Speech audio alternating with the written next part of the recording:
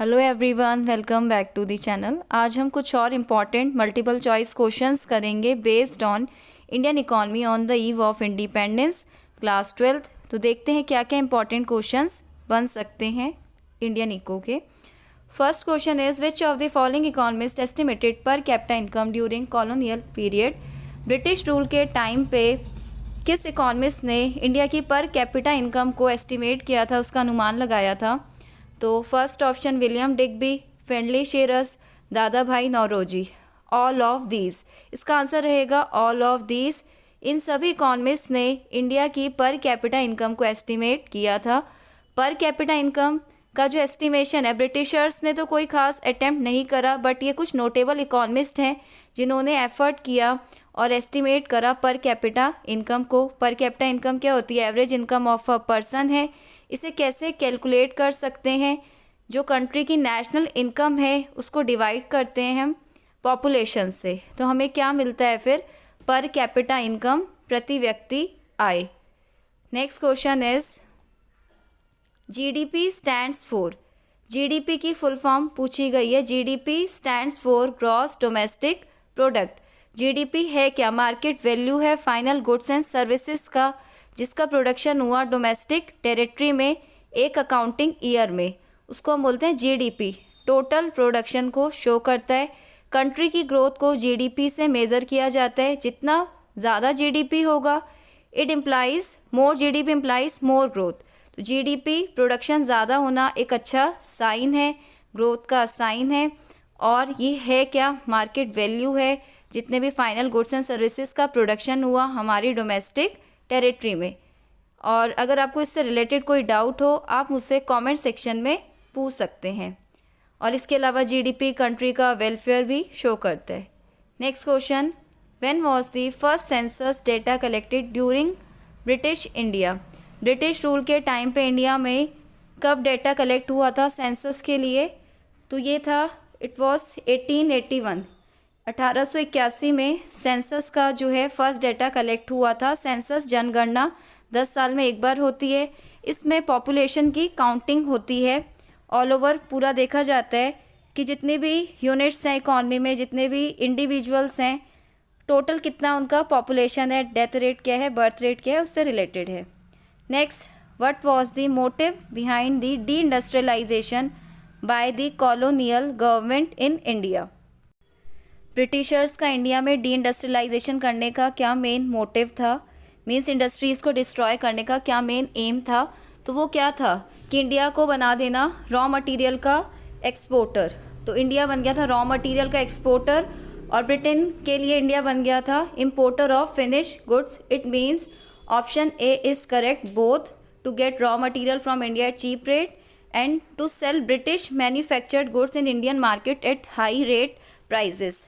इसी वजह से इंडिया की हैंडीक्राफ्ट इंडस्ट्री का डीके किया गया था। डिस्क्रिमिनेटरी टैरिफ पॉलिसी बनाई थी ब्रिटिश ने। Next question, what was the condition of foreign trade under British rule. British rule के टाइम पे इंडिया की फॉरेन ट्रेड, विदेशी व्यापार की क्या स्थिति थी? तो क्या था पोजीशन?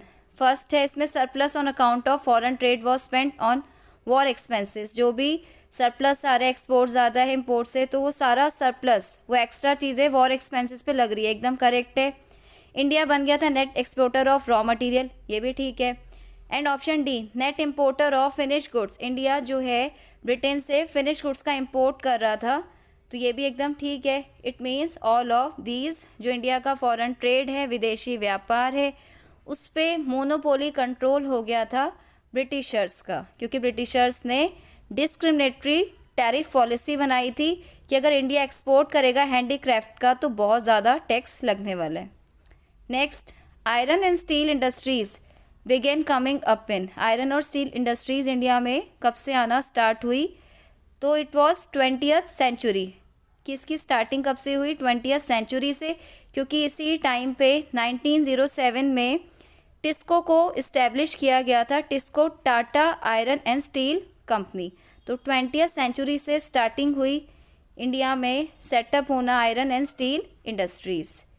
और अगर आपको इससे रिलेटेड कोई डाउट हो, आप मुझसे कमेंट सेक्शन में पूछ सकते हैं।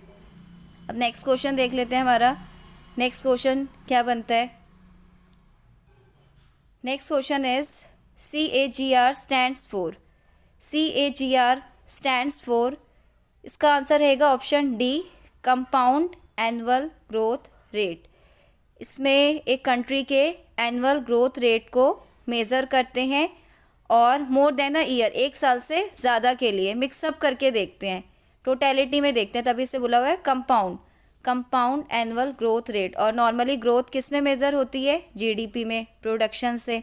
ज़्यादा प्रोडक्शन होगा, ज़्यादा जीडीपी होगा, तो ग्रोथ रेट भी ज़्यादा रहता है। Next, during major part of British period, British rule के टाइम पे, option A exports were more than import, ये एकदम करेक्ट है। जब ब्रिटिश रूल था तो इंडिया का फॉरेन ट्रेड कैसा था? एक्सपोर्ट सरप्लस था, एक्सपोर्ट ज़्यादा थे, इंपोर्ट का लेवल कम था। Option A is correct. Import नहीं थे एक्सपोर्ट से ज़्यादा, सी वाला रॉन्ग हो गया। फिर एक्सपोर्ट और इंपोर्ट इक्वल थे, ये भी गलत है। तो राइट क्या है इसमें? एक्सपोर्ट का लेवल ज़्यादा था, निर्यात ज़्यादा थे आयात से ब्रिटिश रूल के टाइम पे, और फॉरेन ट्रेड पे मोनोपोली कंट्रोल था, एकाधिकार था ब्रिटिशर्स का। और अभी हमने ये भी देखा इंडिया एक्सपोर्टर बन गया था रॉ मटेरियल का, इंडिपेंडेंस के टाइम, ब्रिटिश रूल के टाइम की बात करें।